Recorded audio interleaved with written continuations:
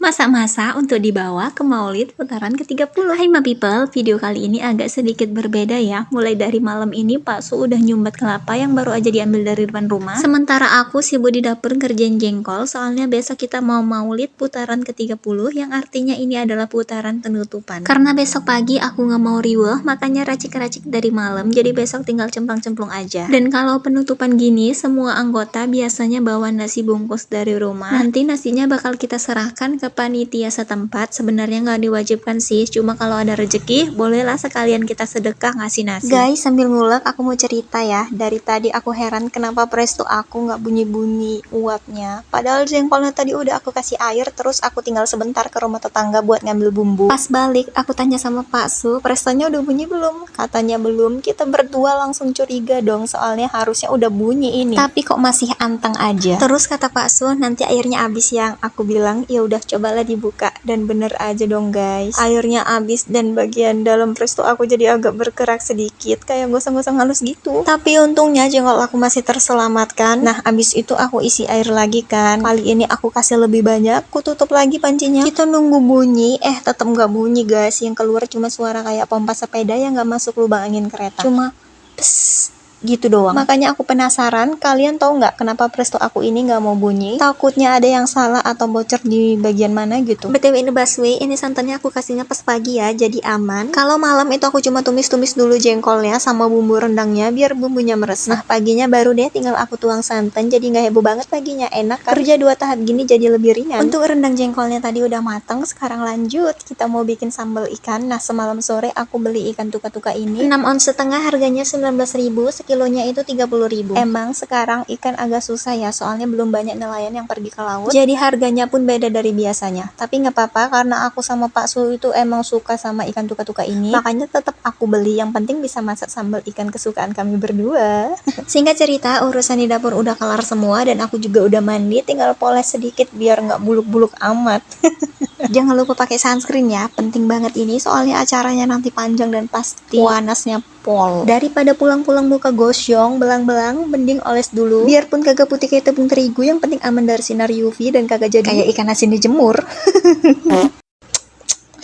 Ya Allah, emang ya kalau ada anak gadis, emaknya sibuk besolek, dia pun ikut sibuk juga. Apa yang ditengok, dia ikut meragakannya. Emaknya bebincu, dia pun ikut juga. Padahal itu punya emaknya, tapi dia bilang itu punya dia.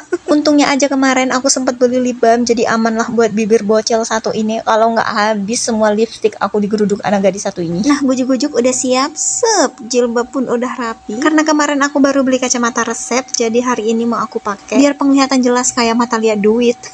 Tapi jujur ya, aku masih agak kurang pede. Setiap make, siapapun yang ada di dekat aku pasti aku tanya, lucu enggak, cocok enggak. Dan tadi aku nanya sama Pak Su, katanya enggak lucu, cocok. Ya gimana sih, namanya masih baru, jadi pedenya masih setengah teh. Herannya kalau kita berada di lingkungan yang nggak kenal sama kita, kita malah nggak malu, biasa aja. Tapi kalau ketemu sama orang yang kenal, nah disitulah letak kurang pedenya muncul tiba-tiba. Wes lupakan dulu soal kacamata. BTW ini busway, Maulid kali ini aku nggak ajak adik Ica, soalnya acaranya pulangnya lama, nggak kayak biasanya. Jadi hari ini aku minta tolong Pak Su yang jaga di rumah. Ya palingan ntar dibawa ke rumah kakeknya. Bukannya nggak mau aja ya guys, cuma aku takut nanti dia rewel. Sebenarnya sih nggak rewel kalau dikasih HP, tapi masa iya sih sepanjang acara HP aja. Jadi ya udah deh, untuk hari ini biar Pak Su yang jagain bocil. Setelah sekian purnama nungguin rombongan motor lewat, akhirnya nongol juga. Kita pun dipanggil dan dikasih tahu sama abang aku kalau rombongan udah ready mau berangkat. Karena kita berdua kurang tahu jalannya, daripada nyasar-nyasar, makanya kita ngikutin motor dari belakang aja. Nah